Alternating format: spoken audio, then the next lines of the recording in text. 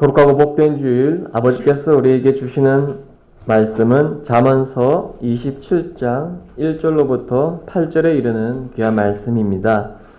잠언서 27장 1절로부터 8절에 이르는 말씀, 구약 페이지 941페이지를 찾으시면 되겠습니다.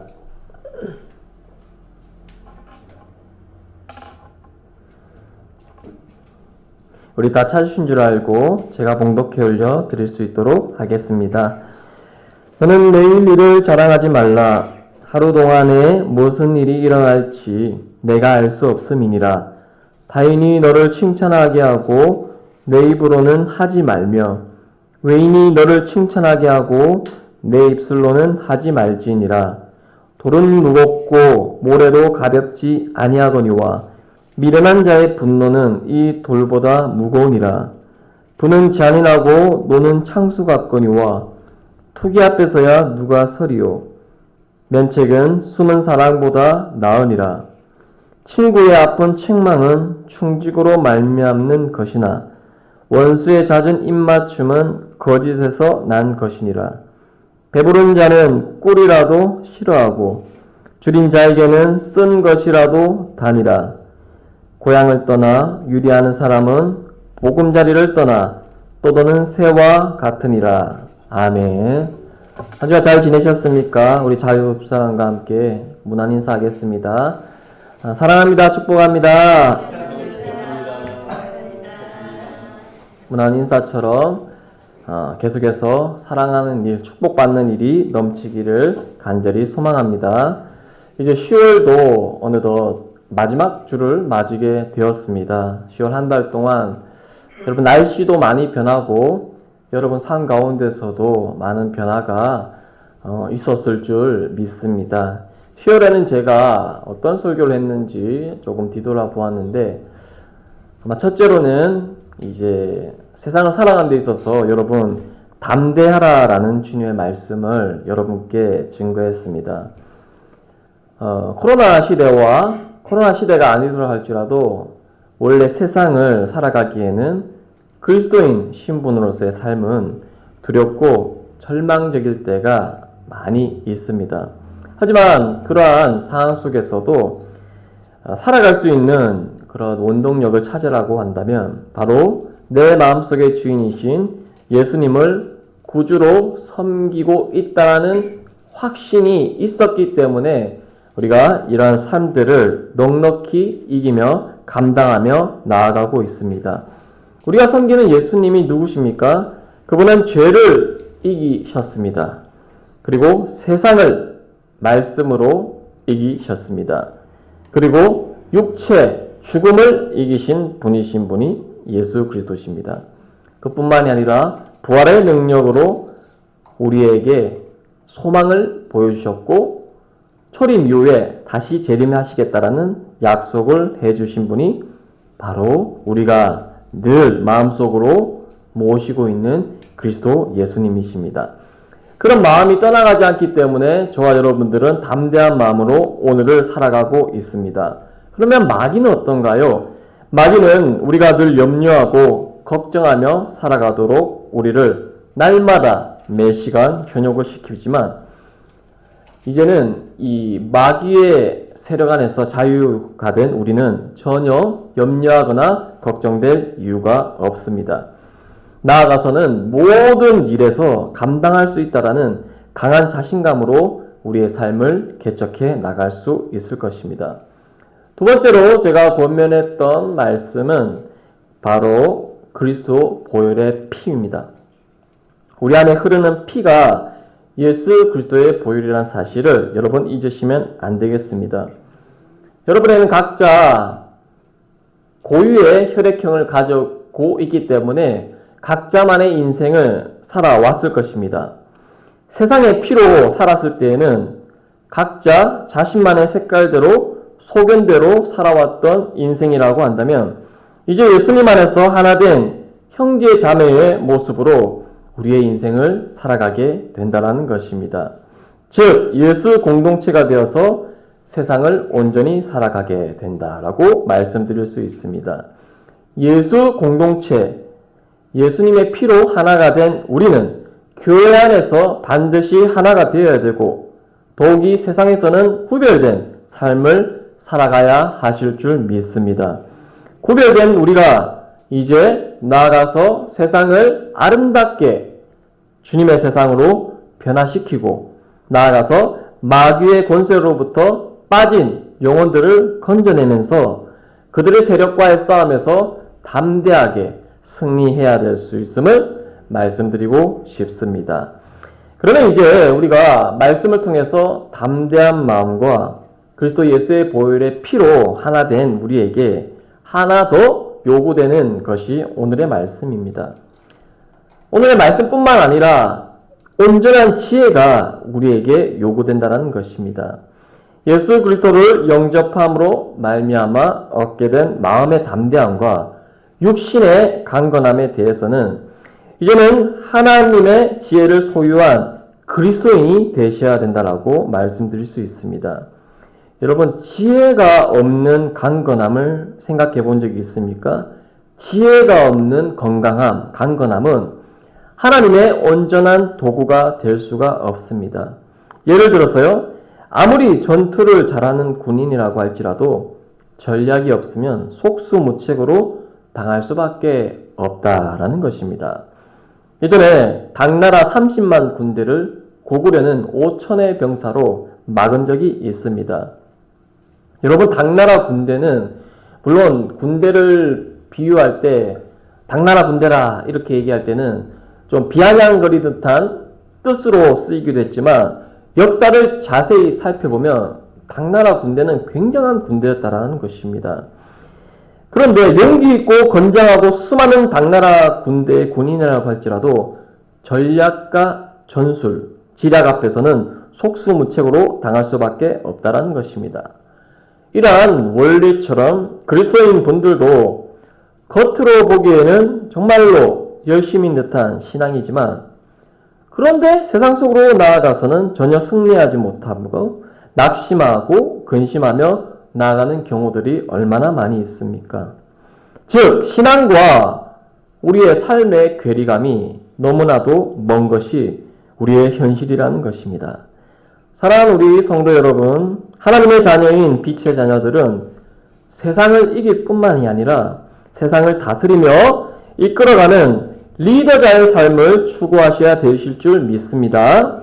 아무리 여러분이 세상에서 직장에서 말단의 직원이라고 할지라도 그 직장의 주인은 그 직장의 대표가 아니라 하나님이시라는 마음으로 늘 우리가 주어진 자리에서 주인된 마음으로 전체를 아우러 볼 줄 알아야 되며 모든 사람의 존경을 받을 만한 존재가 되어야 하실 줄 믿습니다.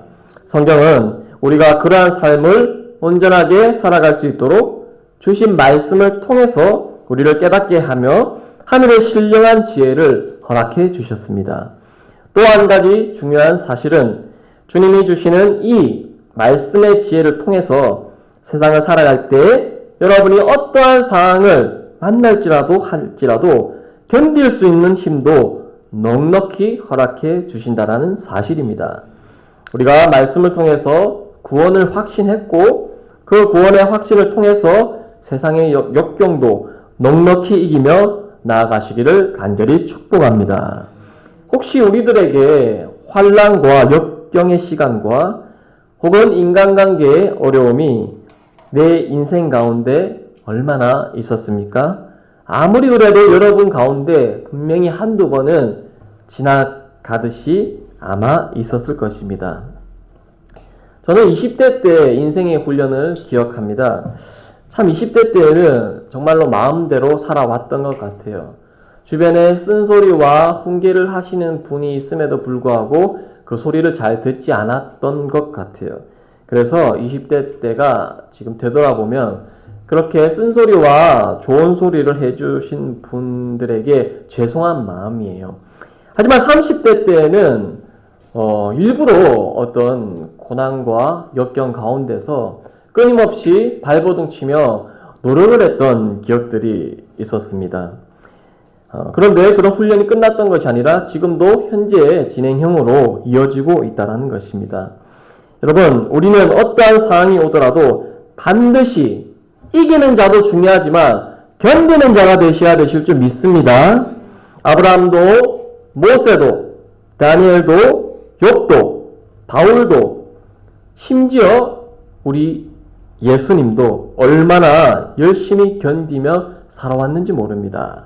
믿음의 조상들이 견딜 수 있었던 이유는 무엇입니까? 그들은 진리의 말씀을 깨닫고 세상의 가짜 지식으로부터 자유했습니다. 모든 일에 싸워 견디며 이기며 정복해 나갔던 것이었습니다.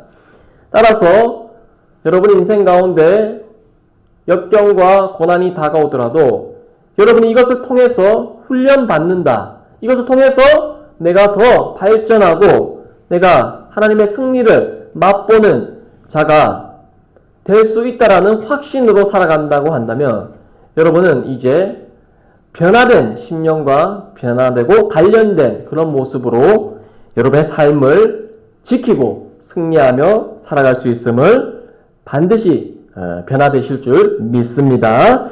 자, 오늘 우리에게 하나님께서 주시는 이 잠언서 27장의 전체 내용을 한번 요약해 보면 책망의 필요성과 유익에 관한 교훈이라고 말씀드릴 수가 있습니다. 세상에서 마음의 생각이나 행실이 완전 무결한 사람은 있을 수가 없습니다.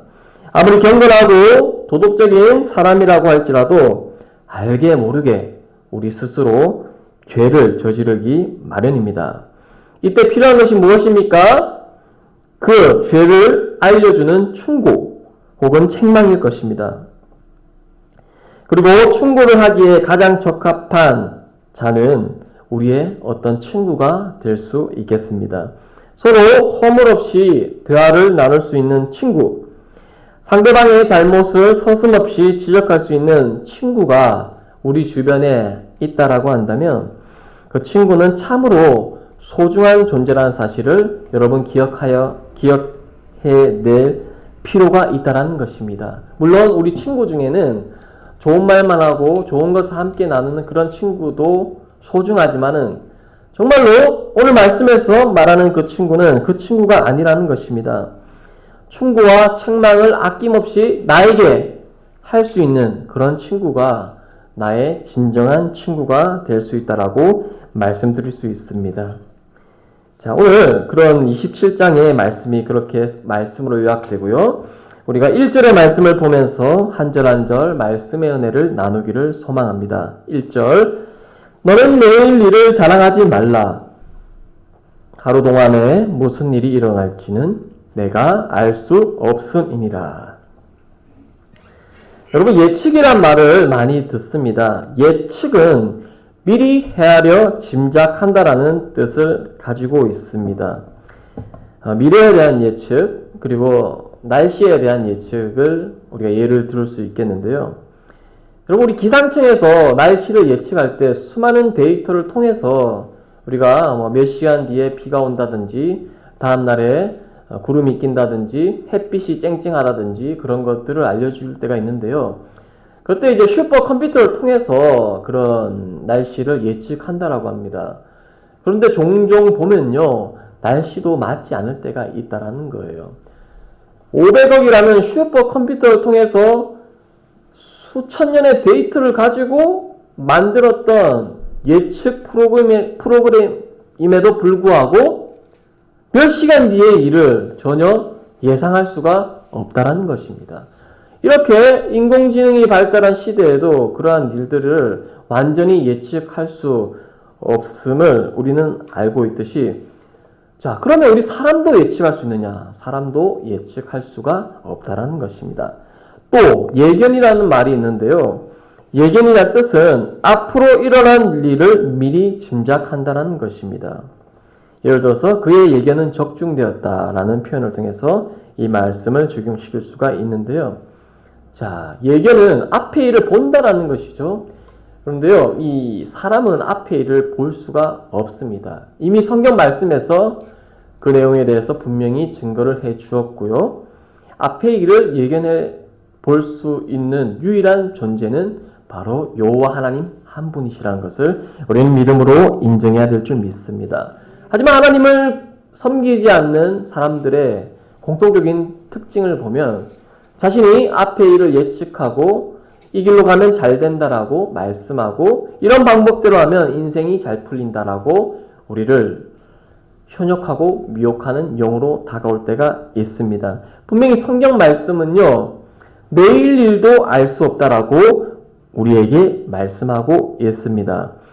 본문은 내일 일을 자랑하지 말라고 말씀하였지만 신약에서는 우리 예수님께서는 내일 일을 미리 앞당겨서 염려하지 말라라고 한 번 더 말씀해 주시고 계십니다.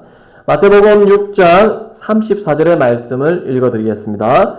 그러므로 내일 일을 위하여 염려하지 말라. 내일 일은 내일이 염려할 것이요 한 날의 괴로움은 그날로 족하니라. 우리 예수님께서 이러한 말씀을 하신 이유가 무엇입니까? 이는 다 이방인들이 구하는 것이라. 너희 하늘 아버지께서 이 모든 것이 너에게 있어야 할 줄을 아시느니라. 그런즉 너희는 먼저 그의 나라와 그의 의를 구하라.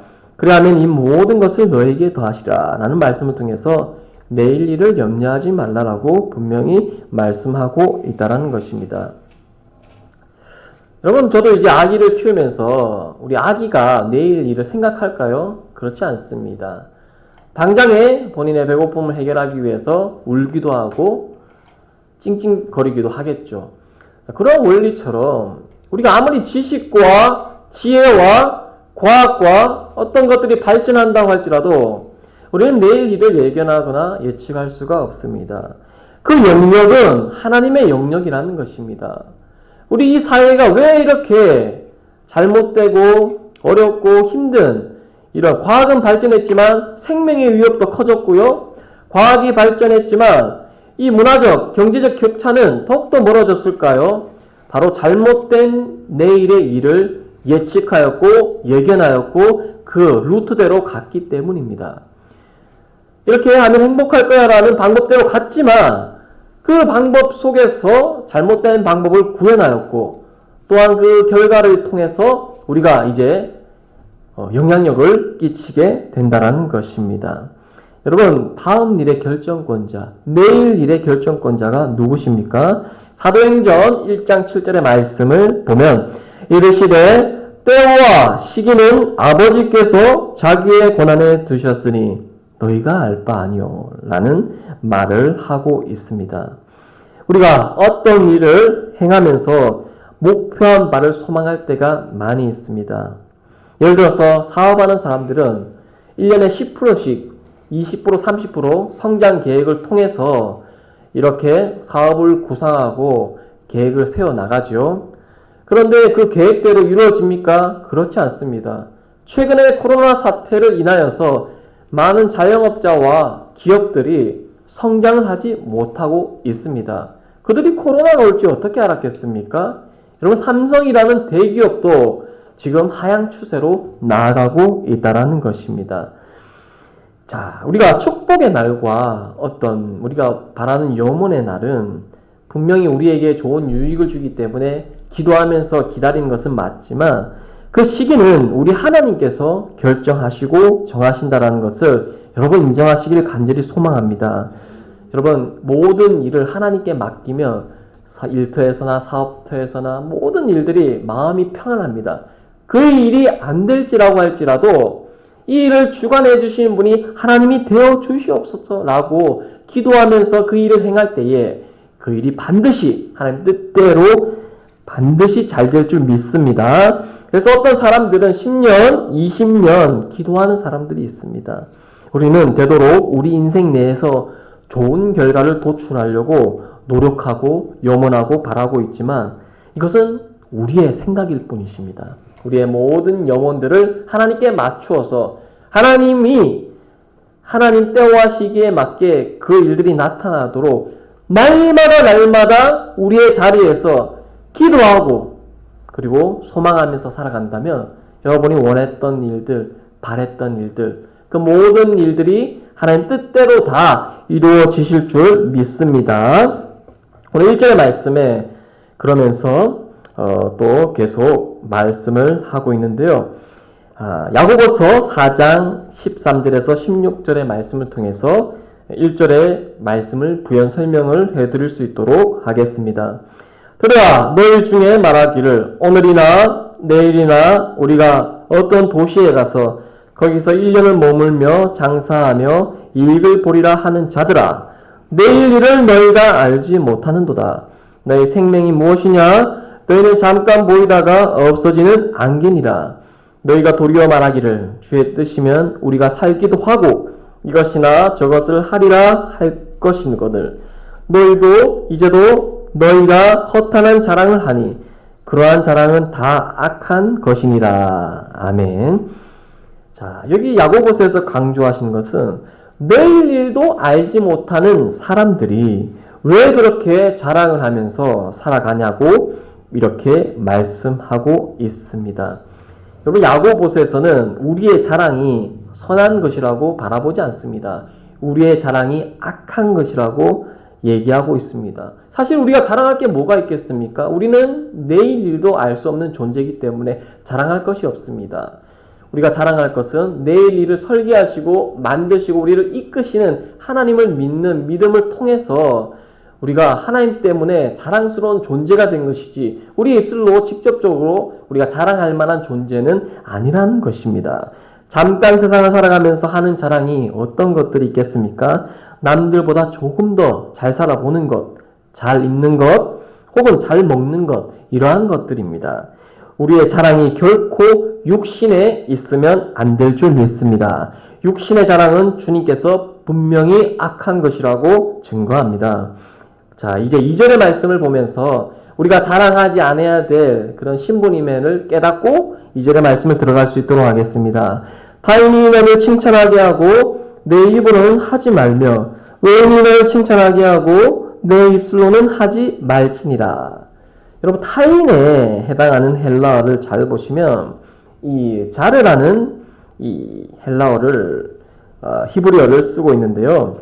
자, 이것의 뜻은 낯선 사람이라고 해석할 수가 있습니다. 그러니까 나와는 완전 다른 사람, 그러니까 친구도 아니고 지인도 아니고 정말로 타인임에도 불구하고 나를 객관적으로 봤을 때 판단해 줄 수 있는 사람이 칭찬하는 사람의 존재가 되라라고 말씀드릴 수가 있습니다. 이게 지금 이 표기가 이렇게 헬라어로 되어 있는데 제가 보니까 이제 히브리어로 여러분이 보시면 되겠습니다.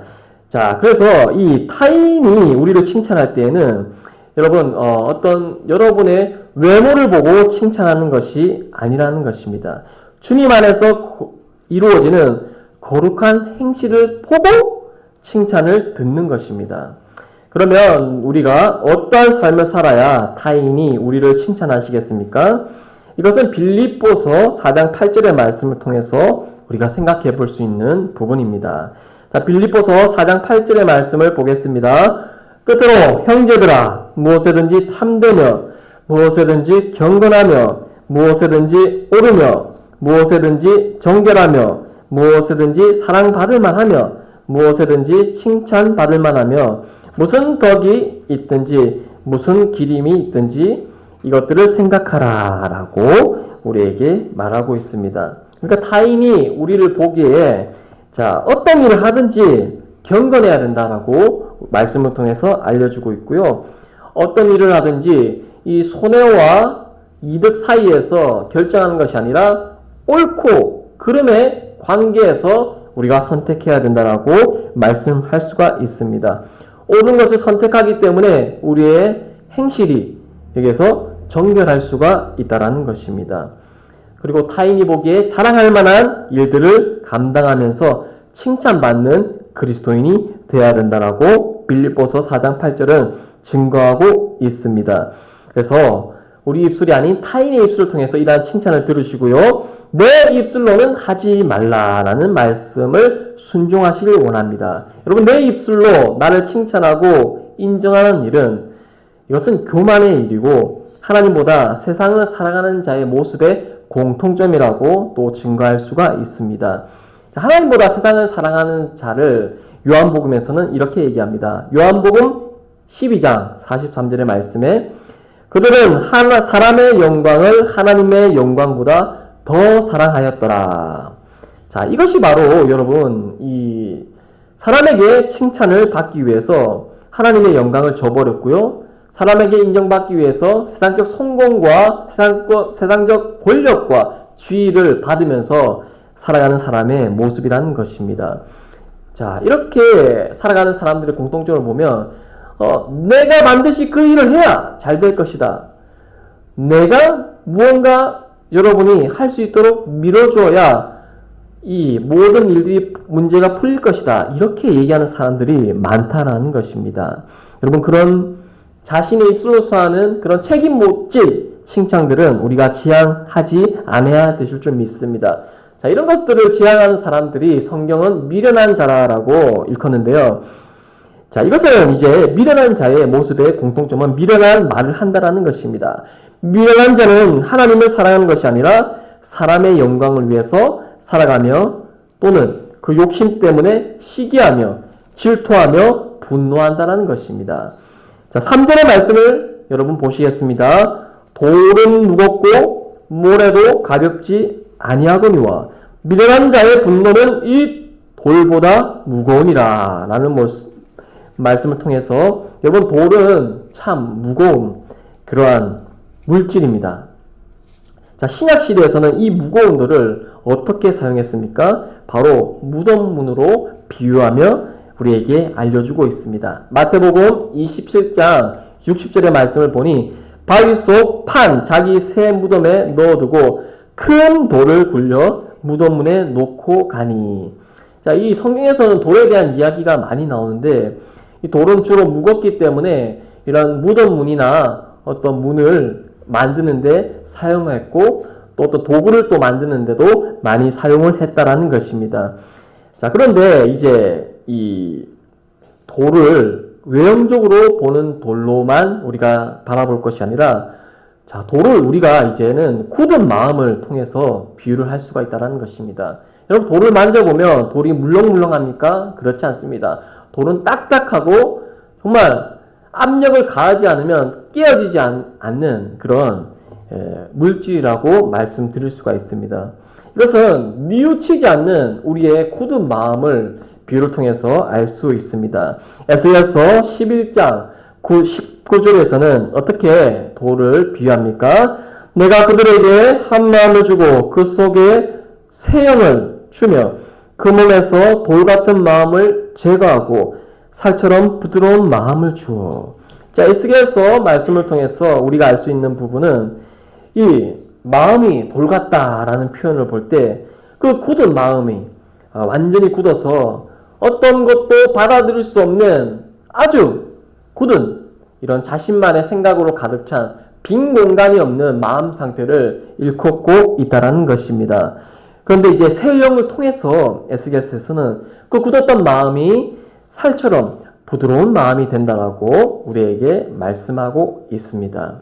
여러분 미련한 자의 분노 3절에서 표현하는 이 미련한 자의 분노는 정말로 무거운 마음에서 나오는 분노이고 변화가 너무나도 힘든 분노라는 것입니다. 혹시 여러분 주변 내 미련한 자의 분노를 체험해 보신 적이 있습니까? 일단 한번 분노하게 되면 멈출 수가 없습니다. 그리고 그 시간만큼은 도저히 설득이 되지 않습니다. 그가 사악한 생각과 사악한 영에 사로잡혀서 그 자신조차도 인식하지 못하고 그 마음을 컨트롤하지 못한다는 것입니다. 이것을 현대에 와서는 우리가 흔히 분노 조절 장애라고 부르기도 합니다. 이것을 약을 통해서 극복하려는 사람들도 있습니다. 자, 성경은 분명히 어리석은 자의 분노를 미련한 자라고 표현을 하고 이러한 미련은 인위적인 방법으로는 극복하기가 참으로 힘들다라고 말씀하고 있습니다. 하나님의 영, 새 영이 이 마음속에 들어와서 위로하지 않으면 도저히 풀 수 없는 그 마음이라는 것입니다. 때문에 이 미련한 자의 생각, 미련한 자의 행동은 바로 하나님의 말씀을 받지 못하고 하나님의 지혜대로 살아가지 못한 신체만 건강했지 껍데기만 온전해 보이지 그 속은 정말 굳은 마음으로 인하여서 아무것도 할 수 없는 그러한 자를 우리는 미련한 자라고 말씀드릴 수가 있습니다. 자, 잠언 27장 22절에서는 미련한 자를 어떻게 비유하고 있습니까? 잠언 27장 22절에서는요. 미련한 자를 곡물과 함께 절구에 놓고 공의로 찢을지라도 그의 미련은 벗겨지지 아니하느니라. 여러분, 절구에 곡물과 이런 것들을 넣으면 웬만해서는 다 이제 찍어져서 이렇게 부드럽고 이렇게 우리가 먹을 수 있는 것으로 이제 변화가 되게 되는데요. 자, 미련한 자는 거기에 넣더라도 변화가 힘들다라는 것입니다. 이렇게 돌처럼 무겁게 굳은 마음으로 살아가는 자들이 바로 미련한 자들이라는 것입니다. 그 미련한 자가 또 화를 내거나 오해를 한다거나 이럴 때는 걷잡을 수 없이 분노의 불길을 통해서 타인들을 힘들게 하고 본인 자신도 매우 불행하고 힘든 삶을 살아가게 된다는 것입니다. 4절은 그런 분냄에 대해서 비유적으로 또 한 번 더 설명해 주고 있습니다. 보는 잔인하고 노는 창수 같거니와 투기 앞에서와 누가 서리요. 이 말씀이 조금 어렵기 때문에 현대인 성경으로 한 번 더 말씀을 드리면요. 분노가 잔인하고 파괴적이긴 하지만 질투에 비하면 아무것도 아니다라는 것으로 우리가 그 말씀을 이해할 수가 있습니다. 즉 모함은 잔인하고 분노는 잔혹하다. 그러나 질투 앞에 설 자가 누구겠느냐라고 얘기하면서 질투가 더 분노보다 모함보다 더 심각한 문제다라는 것을 4절의 말씀을 통해서 알려주고 있습니다. 이것은 질투는 이 마치 살은 불과 같아서 파괴적인 폭력성을 띤 그런 격정의 절정에 이르는 상태라는 것입니다. 더 이상 참을 수가 없어서 폭발하여서 폭력성을 띠고 있다는 것입니다. 여러분, 현대를 살아가는 수많은 사람들의 마음을 진단해 보십시오. 이미 질투의 삶을 살고 있다라고 해도 과언이 아닐 것입니다. 누가 집을 산다면요, 나도 집을 사야 되겠다는 마음이 불같이 이르렀고요. 때문에 대한민국은 전대미문의 부동산 불로소득의 투기장이 되어서 걷잡을 수 없는 방향으로 나아가고 있지 않습니까? 여러분, 한국도 마찬가지입니다. 우리나라만큼 공부에 대한 어떤 열정이 높은 나라도 찾기 힘듭니다. 열정을 넘어서서 이제는 그 생명과도 바꿀 정도로 공부에 예민해져 있다 보니까 많은 학생들이 그 스트레스로 인하여서 생명을 버리기도 하고 잘못된 선택을 하기도 합니다. 또한 곳곳마다 학원과 스터디 카페가 많이 있음을 우리가 볼 때에 공부에 대한 어떤 열정을 뛰어넘어서 욕심이 되고 투기가 되고 질투로 되니까 모든 것을 제쳐두고 거기에 올인한다라는 것입니다. 그게 아니면 나는 죽는다라는 마음으로 다가서고 있다라는 것이죠. 그 마음들이 정말 교회로움 얼마나 좋았겠습니까? 그러나 사단 마귀는 그렇게 하지 않고 세상의 가치들을 통해서 달콤한 방법으로 유혹하여서 우리의 정말로 축복받은 이 시간들을 낭비하게 하고 헛된 길로 이끌어 나가게 된다는 것입니다. 물론 이런 것들이 나쁜 것은 아니지만 적절하게 지혜 있게 나아가는 것이 아니라 투기와 질투의 방법으로 나아가기 때문에 문제점을 직접하지 않을 수가 없다라는 것입니다. 마치 다른 사람과 같이 안 하면 안 된다라는 강박에 시달려서 오늘날을 살아간다는 것입니다. 이제 자신의 인생을 나의 인생으로 설계하는 것이 아닙니다. 오늘날의 시대는 나의 인생을 타인 맞춤식 인생 혹은 타인과 경쟁해서 내가 밟고 일어나서 살아야 되는 인생으로 살아가는 것입니다. 최근에 주목받고 있는 오징어 게임 여러분 아시죠? 그래서 볼 때 어떻습니까?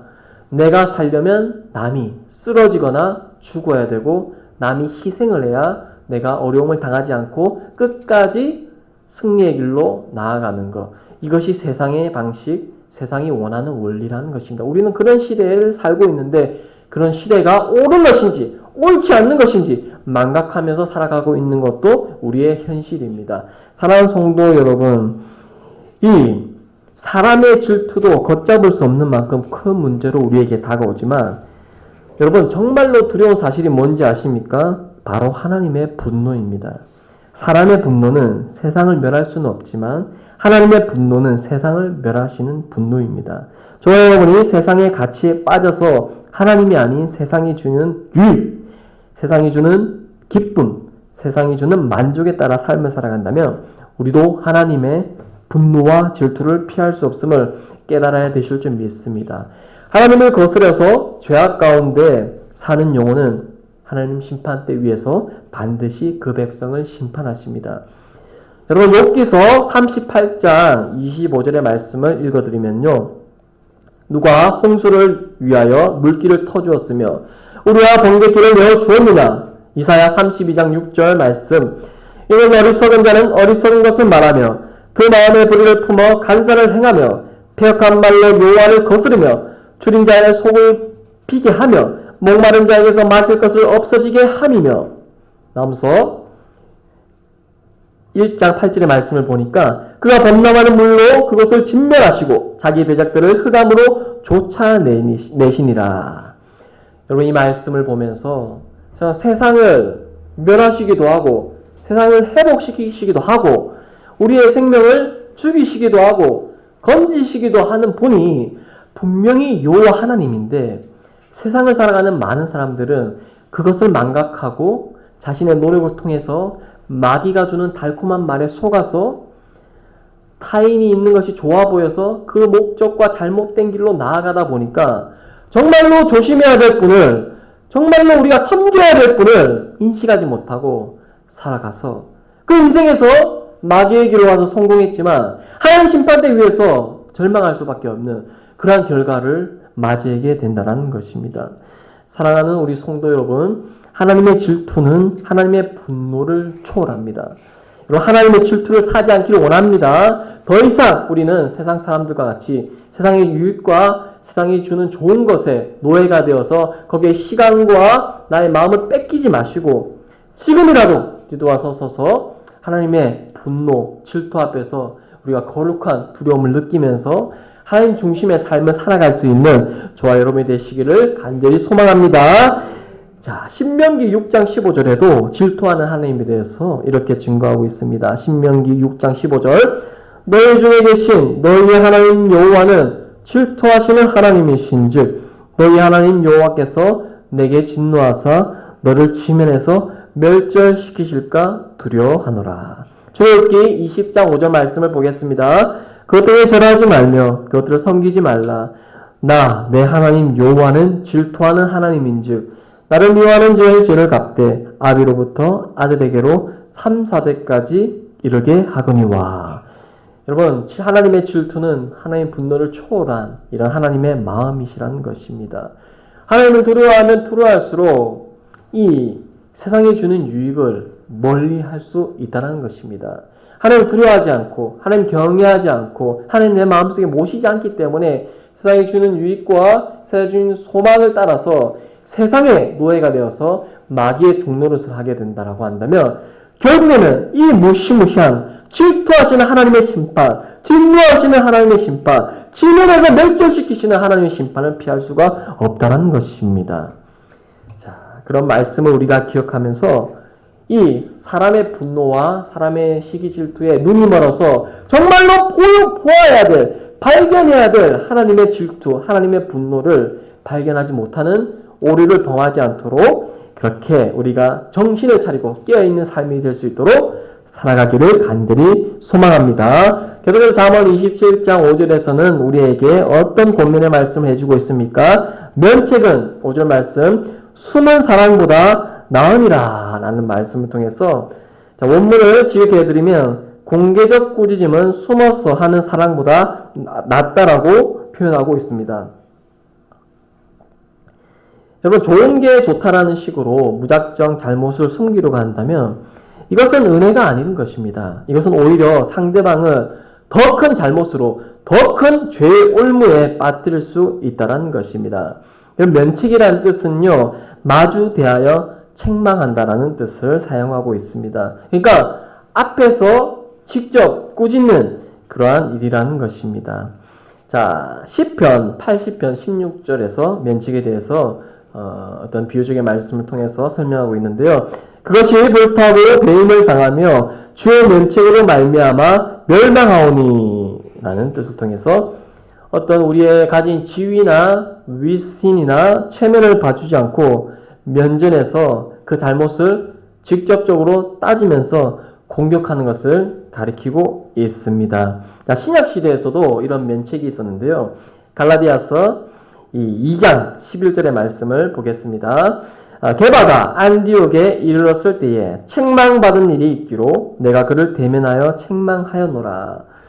여러분, 바울도요, 이 베드로가 잘못을 했을 때 직접 이렇게 책망했을 때 그런 일들이 있었다라고 성경 말씀에 기록되어져 있습니다. 여러분, 살아가면서 누군가가 나를 위해서 꾸짖어 주고 하는 사람이 있으면 그 사람을 붙잡으시길 바랍니다. 정말로 소중한 사람이라는 것입니다. 요즘은 그런 사람들이 정말 드문 것 같습니다. 왜냐하면 각자 살기에도 마스크 쓰고 살기에도 바쁜 세상이지 않습니까? 전혀 타인의 삶을 신경 쓰지 않다라는 것입니다. 그러다 보니까요, 모든 일을 긍정의 눈으로만 바라보게 되고 정치와 문화, 경제, 사회 등 다 긍정적으로 바라보게 생각하게 된다는 것입니다. 사실 모든 것이 은혜이지만 성경 속에서 하나님을 증거한 사도들은 목숨을 걸고 그 사회와 복음으로 싸웠던 자들이라는 것을 여러분 잊어서는 안 될 것입니다. 어떻게든 건져내어서 지옥에 빠지지 않게 하기 위해서 복음 들고 채찍질을 했던 그들이었습니다. 그들끼리도 서로 책망하고 그들끼리도 서로 권면하고 그들끼리도 서로 이렇게 좋은 길로 나아가기 위해서 고민을 했다라는 것입니다. 오늘날에 이런 쓴말, 아픈 말을 하는 사람들이 도대체 어디에 있습니까? 혹시 주변에 있다라면 우리에게 아직은 이 사회가 큰 축복일 줄 믿습니다. 혹시 없다라고 한다면 여러분, 사람을 그런 면책의 도구로 삼지 마시고 하나님께서 주신 이 생명책, 성경 말씀으로 나의 인생의 귀한 채찍질로 사용하시기를 간절히 강하게 권면합니다. 자, 이러한 책망은 6절에서 어떻게 얘기하고 있습니까? 친구의 아픈 책망은 충직으로 말미암은 것이나 원수의 잦은 입맞춤은 거짓에서 난 것이니라 라고 말씀하고 있습니다. 자, 원문에서 보면 친구가 주는 상처는 신실하다라고 말씀드릴 수가 있습니다.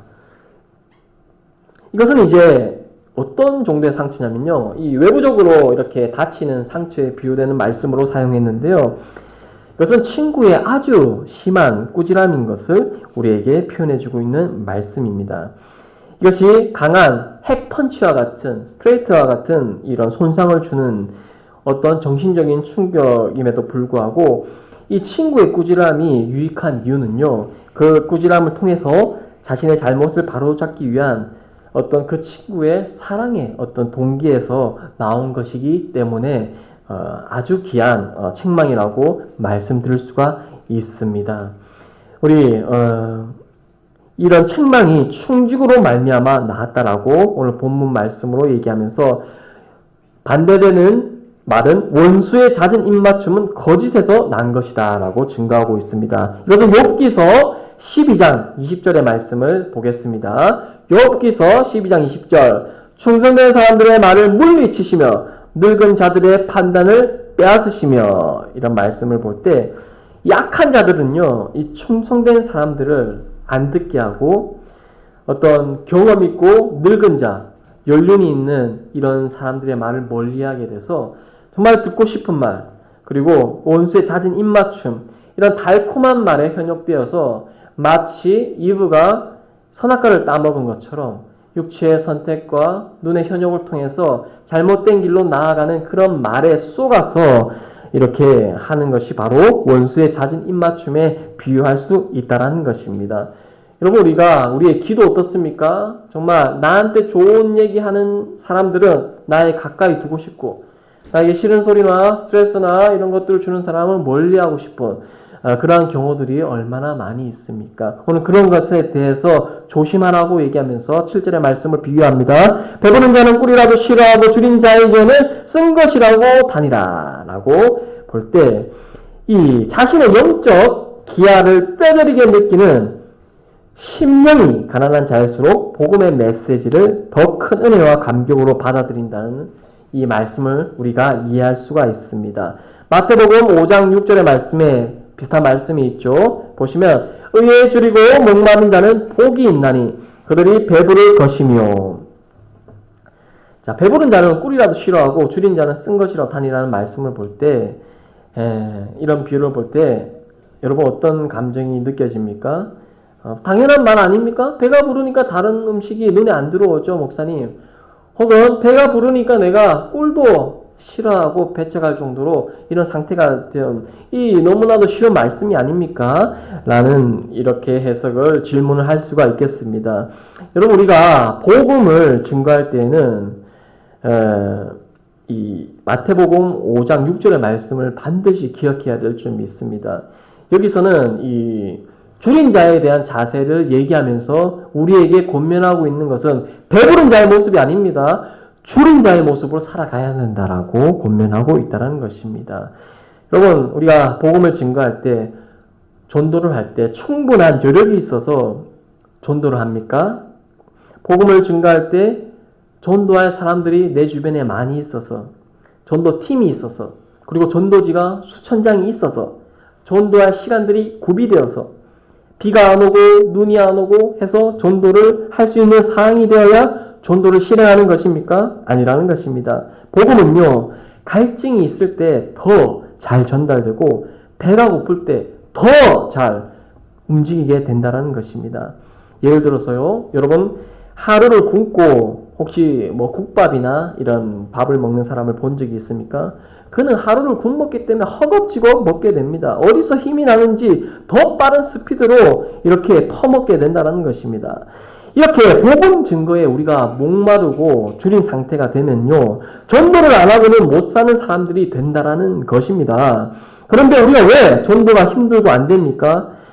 여기서 배부른 자는 꿀이라도 싫어하고 라는 말씀을 통해서 우리의 영적 상태가 너무 안일하게 배가 부른 상태가 된 것은 아닌지 생각해 볼 필요가 있다라고 여겨집니다. 복음은 꿀같이 단데 왜 우리는 거부하고 있습니까? 바로 세상의 가치로 인해서 배가 불러져 있기 때문입니다. 배가 부르면 쉬고 싶고, 쉬고 싶으면 눕고 싶고, 누우면 자고 싶은 것이 사람의 모습이 아닙니까?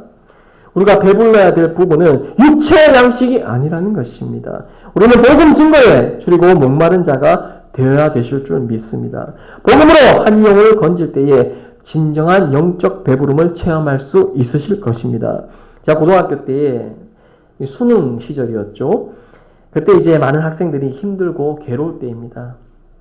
그럴 때에 하나님께서 제 반 친구들 8명을 데리고 와서 교회에 와서 공부도 하고 이 시험 공부도 하고 함께 새벽 기도도 드리고 탁구도 치고 했던 기억들이 있습니다. 제가 무슨 능력이 있어서 그들을 데려와서 전도를 했던 것이 아니었습니다. 주님의 인도하심이라고 밖에는 설명할 수가 없습니다. 해봤자 이제 15명 정도 되는 그런 개척교회 규모에 8명이 와서 새벽 기도를 드리는 모습은 굉장히 놀라운 영적 체험이었다라고 말씀드릴 수 있습니다. 바로 이것이 하나님의 기적이라고 느꼈던 그런 순간들이 있었습니다. 그 당시에 사단의 방해가 없었을까요? 사단의 방해도 있었습니다. 기존 교인분들에게 얼마나 혼이 많이 나고 방해도 있었고 시끄럽게 한다. 왜 여기 와서 공부를 하냐? 이렇게 교인들의 직분자들 20년, 30년 다녔다라는 그런 직분자들 앞에서도 이렇게 책망과 꾸지람을 들었을 때도 있었습니다. 하지만 시간이 지나고 나서 담임 목사님을 통해서 모두 사과를 또 받게 되었습니다. 그 친구들이 지금 어떤 존재가 되었을지 모르겠지만 그 새벽 기도를 통해서 그들이 예수를 영접하고 그들의 인생을 설계하고 그들에게 주어진 문제를 난간 속에서 위로받고 나아갔던 것이었습니다. 자, 그래서 여러분, 사랑하는 여러분, 이 영적인 승리 여러분 체험해야 되실 줄 믿습니다. 코로나 시대도 마찬가지입니다. 복음이 필요한 사람들이 얼마나 많은지 여러분 모릅니다. 그들을 영적인 눈으로 바라볼 수 있는 자가 되게 하여 주시옵소서 라고 기도해 주시기 원합니다. 그들을 복음으로 건져줄 때에 방해하는 세력이 반드시 곁에 있겠지만 하나님 안에서 넉넉히 여러분 건지는 자가 되셔서 싸울 수 있는 자가 되게 해달라고 기도하시기를 간절히 소망합니다. 여러분, 하나님을 떠나서는 우리가 하나님의 일을 감당할 수 없습니다. 하나님의 말씀을 증거할 수가 없습니다. 많은 그리스도인들은 복음 때문에 부담을 느껴 주님을 떠났습니다.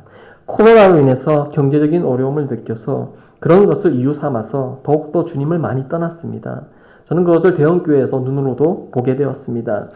교회는 여러분의 영적인 보금자리며 결코 떠나서도 안 되고 떠나서 잘 살아갈 수도 없음을 아셔야 될 줄 믿습니다. 그것을 증거하는 말씀이 8절 말씀입니다. 자, 8절의 말씀을 다 함께 읽어보겠습니다. 시작! 고향을 떠나 유리하는 사람은 보금자리를 떠나 떠도는 새와 같으니라. 할렐루야. 자, 이것은 자기 집을 떠나서 방황하는 자의 비참함을 묘사하고 있습니다. 그리고 이것에 대해서 창세기는 4장에서 또 증거를 하고 있는데요. 창세기 4장 12절에서 증거하고 있습니다. 내가 밭을 갈아도 땅이 다시는 그 효력을 내게 주지 아니할 것이요 너는 땅에서 피하며 유리하는 자가 되리라. 가인이 여호와께 아뢰되 내 재벌이 치기가 너무 무거우니라. 여러분, 믿음이 없었던 동생을 죽였다. 이 가인도 정말 하나님 떠나는 것에 대해서 공포를 느끼고 하나님 제발 이 형벌만은 주지 말게 하옵소서라고 그 죄인이 무서워했던 것이 바로 이 하나님을 떠나는 자의 모습인데, 오늘 이 사람들은 세상의 사람들과 많은 그리스도인들, 초신자들, 믿음이 적은 자들은요, 어떻게 겁도 없이 하나님을 떠납니다. 경제적인 이유 때문에 하나님을 떠납니다. 사람의 어떤 달콤한 말에 이끌려서 사람이 지어놓은 이 문화 속으로 들어가기 위해서 하나님의 집을 떠나서 살아가게 됩니다. 여러분, 죄인도 불신자도 무서워했던 하나님과의 어떤 괴리감, 떠나감을 세상 사람들은 겁은 내지 않고 지금 행동하고 있다는 것입니다. 우리는 막아야 됩니다. 그들이 떠나가지 않도록, 혹은 떠나갔거나 혹은 하나님 몰랐던 이 민족을 다시 하나님의 보금자리로, 사랑의 보금자리로 돌아올 수 있도록 우리가 그 가인이 무서워했던 이런 것에 대해서 우리가 먼저 두려워하면서 분명히 그 사실을 우리가 인정하면서 그들을 건져내실 줄 믿습니다. 사랑하는 성도 여러분, 가장 위험하고 절망적인 떠남은 사람의 어떤 실패와 사람의 어떤 사별과 이별, 그런 것들이 아닙니다. 바로 하나님으로부터 떠남이라는 사실입니다. 하나님께서는 누구보다도 우리를 사랑하실 뿐만 아니라 우리를 위해서 지금도 이 시간도 일하시고 계신 분이십니다. 신앙생활이 힘들다고 해서 하나님을 떠나는 것은 정말로 어리석은 자의 모습입니다.